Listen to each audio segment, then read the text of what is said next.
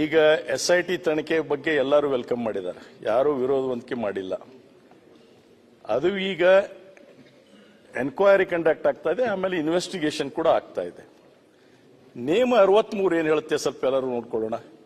ಈಗ ಸಮರ್ಪಕವಾದಂಥ ಉತ್ತರವನ್ನ ನಮ್ಮ ಮಂತ್ರಿಗಳು ಕೊಟ್ಟಿದ್ದಾರೆ, ಹೋಮ್ ಮಿನಿಸ್ಟರ್ ಕೊಟ್ಟಿದ್ದಾರೆ. ನೀವು ಇದರ ಮಧ್ಯಂತರ ವರದಿ ಕೊಡಿ ಅಂತಂದ್ರೆ ಮಧ್ಯಂತರ ವರದಿ ಕೊಡಕ್ಕೆ ಬರೋದಿಲ್ಲ, ನಿಯಮಾವಳಿ ಪ್ರಕಾರ ಕೊಡ್ಲಿಕ್ಕೆ ಬರೋದಿಲ್ಲ. ಬಹಳ ಸ್ಪಷ್ಟವಾಗಿದೆ. ಇನ್ವೆಸ್ಟಿಗೇಷನ್ ಇನ್ನೂ ಕಂಪ್ಲೀಟ್ ಆಗಿಲ್ಲ, ಮಧ್ಯಂತರ ವರದಿ ಯಾಕೆ ಕೊಡೋದು? ಇದು ಒಂದು. ಆಮೇಲೆ ಅವ್ರು ಏನ್ ಎಲ್ಲ ಸಂಶಯಗಳನ್ನು ವ್ಯಕ್ತ ಮಾಡಿದ್ದಾರೆ ಎಲ್ಲದಕ್ಕೂ ಉತ್ತರ ಇನ್ವೆಸ್ಟಿಗೇಷನ್ ಕಂಪ್ಲೀಟ್ ಆಗಿ ಆ SIT ರಿಪೋರ್ಟ್ ಬಂದು ಪುನಃ ಮಂತ್ರಿಗಳ ಕೈ ಸೇರಿ, ಇದು ಮುಖ್ಯಮಂತ್ರಿಗಳ ಕೈಗೆ ಸೇರಿ ಇಲ್ಲಿ ಟೇಬಲ್ ಆದಾಗ ಮಾತ್ರ ಅದ್ರ ಮೇಲೆ ಮತ್ತೆ ಚರ್ಚೆ ಮಾಡ್ಲಿಕ್ಕೆ ಪ್ರಾರಂಭ ಆಗ್ತದೆ. ದಯವಿಟ್ಟು ಇದನ್ನ ಇಲ್ಲಿಗೆ ಮುಕ್ತಾಯ ಮಾಡ್ಬೇಕಂತ ನಿಮ್ಗೆ ಒತ್ತಾಯಪೂರ್ವಕ ಕೇಳ್ತೀನಿ. ಒಂದ್ಸಾಗಿ ಈಗ ಎಲ್ಲ ಫಸ್ಟ್ ಟೈಮರ್ ಪರವಾಗಿ ಚೆನ್ನಿಬಸಪ್ಪ ಮಾತಾಡ್ಲಿಕ್ಕೆ ಎಲ್ಲರಿಗೂ ಕೂಡ ಇದೆ. ಮಾತಾಡದನ್ನೇ ಮಾತಾಡೋದಲ್ಲದೆ ಹೊಸತ್ತಾಗಿ ಏನು ಕೂಡ ಬರ್ತಾ ಇಲ್ಲ. ಅದಕ್ಕೆ ನಾನು ಹೇಳಿಕೆ ನೆಕ್ಸ್ಟ್ ನಾಳೆ ನಿಮ್ಗೆ ಬೇರೆ ಚಾನ್ಸ್ ಕೊಡುವ.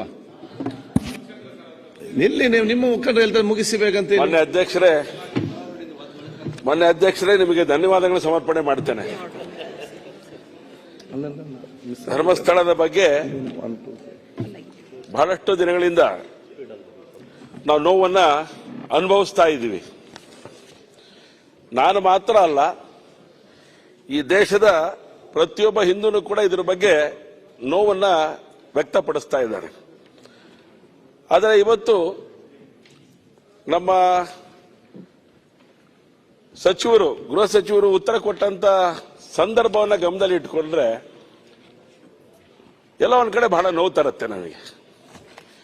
ಯಾವುದಕ್ಕೆ ಸರಿಯಾದಂತ ರೀತಿಯೊಳಗಡೆ ಈ ರಾಜ್ಯದ ಜನಕ್ಕೆ ಒಂದು ಮೆಸೇಜ್ ಅನ್ನು ತಲುಪಿಸಬೇಕಾಗಿತ್ತು, ಅದನ್ನು ತಲುಪಿಸಿಲ್ಲ ಅಂತೇಳಿ ನಾನಂತೂ ಅನ್ಕೊಂಡಿದ್ದೇನೆ. ಯಾಕೆಂದ್ರೆ ಅವರು SIT ಬಗ್ಗೆ ಮಾತ್ರ ಇಲ್ಲಿ ಪ್ರಸ್ತಾಪ ಮಾಡಿದ್ದಾರೆ. SIT ಯಾರು ವಿರೋಧ ನಾವು ಮಾಡಲೇ ಇಲ್ಲ.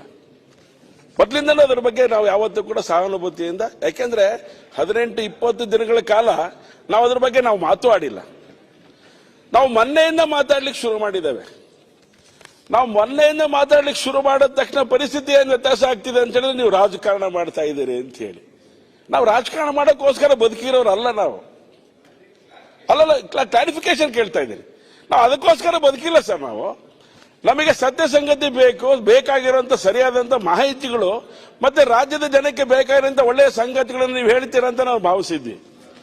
ಪರಮೇಶ್ವರ್ ಅವರ 3ನೇ ಕಣ್ಣು ತೆರೆಯುತ್ತೆ ಅಂತ ನಾವು ಭಾವಿಸಿದ್ವಿ. ಯಾಕೆ ಅಂತ ಹೇಳಿದ್ರೆ SIT ಇಲ್ಲಿ ಇಡೀ ರಾಜ್ಯದೊಳಗಡೆ ವಾತಾವರಣ ಹಾಳು ಮಾಡ್ತಾ ಇಲ್ಲ. ಹಾಗಾಗಿ ಅದ್ರ ಬಗ್ಗೆ ನಮಗೆ ಅವಶ್ಯಕತೆ ಇಲ್ಲ, ಅದನ್ನ ಏನಾದ್ರು ಮಾಡ್ಕೊಳ್ಳಿ.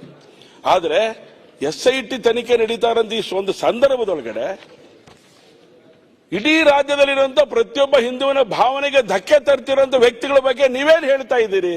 ಸರ್ಕಾರ ಏನು ಹೇಳಲೇ ಇಲ್ಲ ಇದ್ರ ಬಗ್ಗೆ ನಮ್ದಿರುವಂತದ್ದು. ಯಾಕಂದ್ರೆ ಒಂದು ಮಾತು ಹೇಳಿದ್ರು, ಏನ್ ಹೇಳಿದ್ರು ಅಂತ ಹೇಳಿದ್ರೆ, ಪಾಕಿಸ್ತಾನದ ಬಗ್ಗೆ ಚರ್ಚೆ ಮಾಡಿದಾಗ ಪಾಕಿಸ್ತಾನದಂತ ಬೇರೆ ಬೇರೆ ರೀತಿಯ ಬೇರೆ ಬೇರೆ ದೇಶಗಳಲ್ಲಿ ಒಂದ್ ನಿಮಿಷ ತಡೆಯೋಣ. ನಿಮ್ ಬಗ್ಗೆ ಯಾಕ್ರೆ ನಿಮ್ದು ಎಂಟ್ರಿ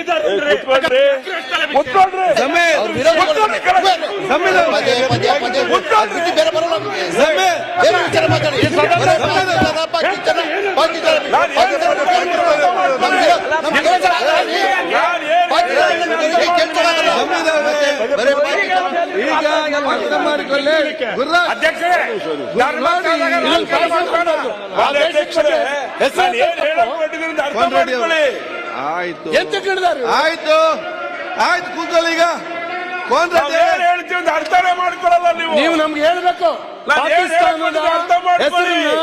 ಇಲ್ಲಿ ಮಾಡಿದೀರ ನೀವು ನೋಡಿ, ಪಾಕಿಸ್ತಾನದ ಹೆಸರು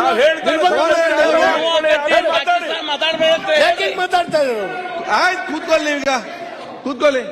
ಈಗ ಇಲ್ಲ ನಾನು ಹೇಳ್ತೀನಿ, ನಾನು ಏನ್ ಹೇಳ್ಕೊಂಡಿದ್ದೀನಿ ಅರ್ಥನೇ ಮಾಡ್ಕೊಳ್ಳಿ. ನೀವ್ ಹೇಳ್ತಾ ಇದ್ದೀರಿ ಏನ್ ಹೇಳ್ತಾರೆ ಪೂರ್ತಿ ಕೇಳಿಸ್ಕೊಳ್ಳಿ ಅಂತ ಮಾತಾಡೋ ಹೇಳಿದೆ. ಸಮೀರ್ ಅಣ್ಣ ಬಿಟ್ಟು ಎಲ್ಲ ಮಾಡ್ತಾ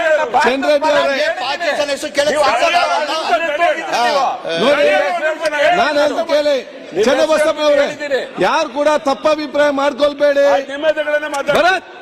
ಭರತ್ ಅವ್ರೆ, 3 ಮಂದಿ ಕೊಟ್ರೆ ಇದೇನ್ ಸದನ ಅಂತಾರ. ಭರತ್ ಸರ್, ನಾವು ಪಾಕಿಸ್ತಾನ ಆಯ್ತಪ್ಪ, ನೋಡಿ ಆಯ್ತು, ಚರ್ಚೆ ಬೇಡ ಅವರಿಗೆ. ಅದೇ ಹೇಳಕ್ ಹೊರಟಿದ್ದೀರಿ ಅದು.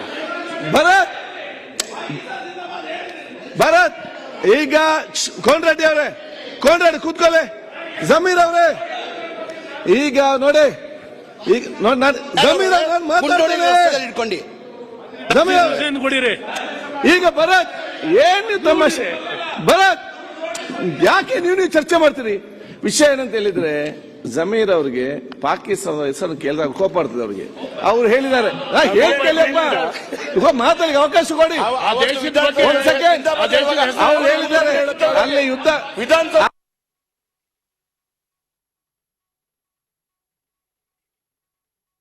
ಓಪನ್ ಆಗಿ ಹೇಳಿದ್ದಾರೆ, ಏನಾದ್ರು ಅಲ್ಲಿ ಯುದ್ಧ ಆಗೋದಾದ್ರೆ ನಾವು ಟೈಮ್ ಬಾಂಬ್ ಕಟ್ಟಿ ಹೋಗಿ ಅಲ್ಲಿ ಪಾಕಿಸ್ತಾನ ದುಮ್ಕಿ ಅವ್ರು ಸಾಯಿಸ್ತಾರೆ. ನೀವೇ ತಯಾರಿದ್ದಾರೆ ಜೊತೆ ಕರೆದಿದ್ದೀರಾ?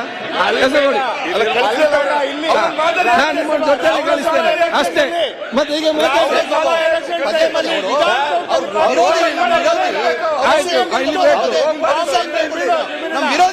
ಆಯ್ತು.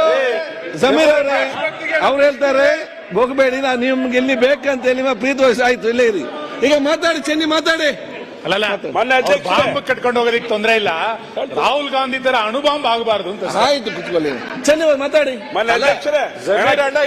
ಮೋದಿ ಆಯ್ತು, ಹೇಳಿ ಸರ್. ಓಕೆ. ಇಲ್ಲೇ ಇರೋಣ. ಈಗ ಇಡೀ ಕ್ಷಣ ಕ್ಷಣದ ಸುದ್ದಿಗಳಿಗಾಗಿ ಫ್ರೀಡಂ ಟಿವಿ ಸಬ್ಸ್ಕ್ರೈಬ್ ಮಾಡಿ, ಲೈಕ್ ಮಾಡಿ ಹಾಗೂ ಫಾಲೋ ಮಾಡಿ. ಹೊಸ ಸುದ್ದಿಗಳ ನೋಟಿಫಿಕೇಶನ್ಗಾಗಿ ಬೆಲ್ ಐಕಾನ್ ಮೇಲೆ ಕ್ಲಿಕ್ ಮಾಡಿ.